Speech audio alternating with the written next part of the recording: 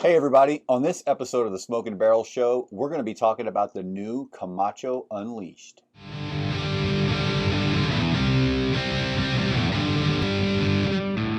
Hey everybody, so on this episode, we want to talk to you about the new Camacho Unleashed. So Kyle, I walked into the shop the other day, and there's a brand new cigar sitting on the table, so I had to give it a try. I'm a huge Camacho fan. I love all their cigars. So tell me a little bit about this Unleashed. Okay, so the Unleashed is a series they do every year in 100 boxes. They do a one run.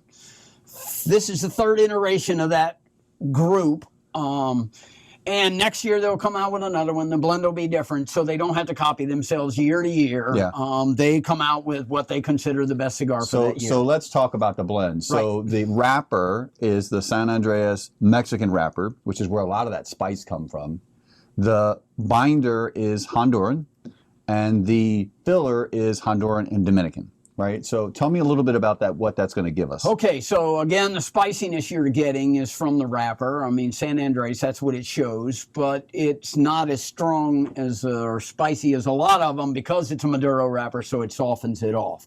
The binder is Honduran along with the filler, which is a mixture of Honduran and Dominican. Normally, most Camachos are all Honduran on the binder and filler, but they put Dominican in this one. What they consider their strongest cigar. Yeah. What do you think? Yeah, so that's a good point. So they've billed this as one of their more fuller-bodied cigars.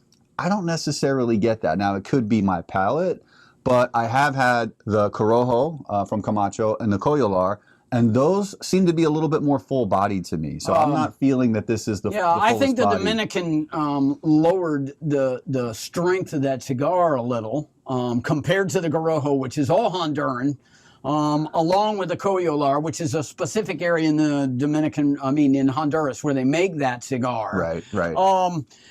It doesn't have as much spiciness as a Nicaraguan. It definitely has more than a Connecticut. So I would say it's in the middle of all those. Yeah, I would. Strength. Yeah, I would tend to agree. And I've had one of these already. I'm having another one today, obviously.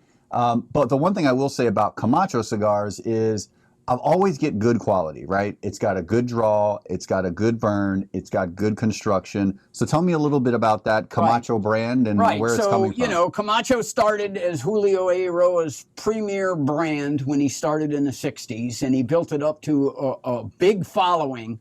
When Davidoff bought it from him in the late 90s into 2000s, they bought the brand, they bought the field, they bought the factory, and they're producing that cigar. Well, Davidoff's quality is already really high. That's right. So you're getting Davidoff's quality with it. You're still getting the tobacco taste because it's still the fields that Julio owned. It's just run by Davidoff now.